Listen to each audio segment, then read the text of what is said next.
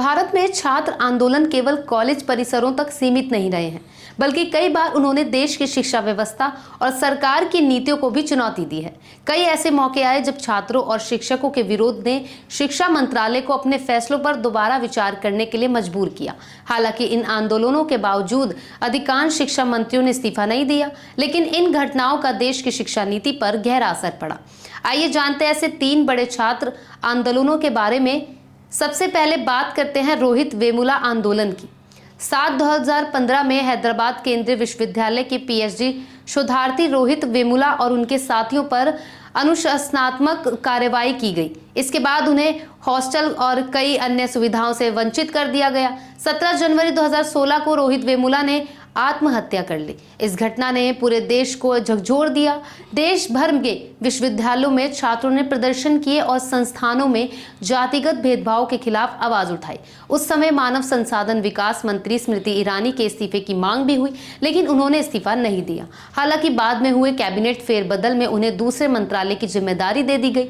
दूसरा बड़ा विवाद साल 2013 में दिल्ली विश्वविद्यालय के 4 ईयर अंडर ग्रेजुएट प्रोग्राम यानी FA-UPA को लेकर हुआ।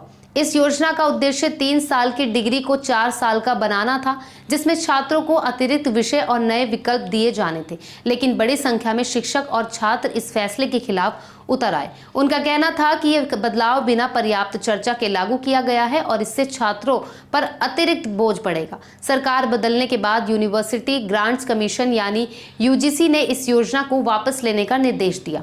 आखिरकार दिल्ली विश्वविद्यालय ने यह कार्यक्रम रद्द कर दिया और पुरानी 3 वर्षीय व्यवस्था बहाल कर दी। इस पूरे विवाद के दौरान तत्कालीन शिक्षा मंत्री कपिल सिब्बल के इस्तीफे की भी मांग उठी थी, लेकिन उन्होंने पद नहीं छोड़ा। तीसरा बड़ा विवाद साल 1999 से 2004 के बीच सामने आया, जब तत्कालीन मानव संसाधन विकास मंत्री मुरली मनोहर जोशी के कार्यकाल में NCERT की नई पाठ्यपुस्तकें लागू की गई। कई इतिहासकारों, शिक्षाविदों और छात्र संगठनों ने आरोप लगाया कि नई किताबों में इतिहास को एक विशेष दृष्टिकोण से प्रस्तुत किया जा रहा है। इस मुद्दे पर देश भर में विरोध प्रदर्शन हुए और मामला सुप्रीम कोर्ट तक पहुंचा। हालांकि अदालत ने इस मामले में सरकार के पक्ष में फैसला दिया। बाद में मुरली मनोहर जोशी ने इस्तीफा दिया, लेकिन इसका कारण ये शिक्षा विवाद नहीं, बल्कि बाबरी मस्जिद विध्वंस मामले से जुड़ा कानूनी विवाद था। इन तीनों घटनाओं से ये साफ होता है कि भारत में छात्र आंदोलन केवल विरोध प्रदर्शन नहीं होते, बल्कि कई बार वह शिक्षा व्यवस्था और सरकारी नीतियों पर बड़ा प्रभाव डालते हैं। भले ही हर आंदोलन से किसी मंत्री का इस्तीफा ना हुआ हो, लेकिन इन आंदोलनों से शिक्षा सुधार, जवाबदेही और छात्रों की आवाज को राष्ट्रीय स्तर पर मजबूती से सामने रखना है।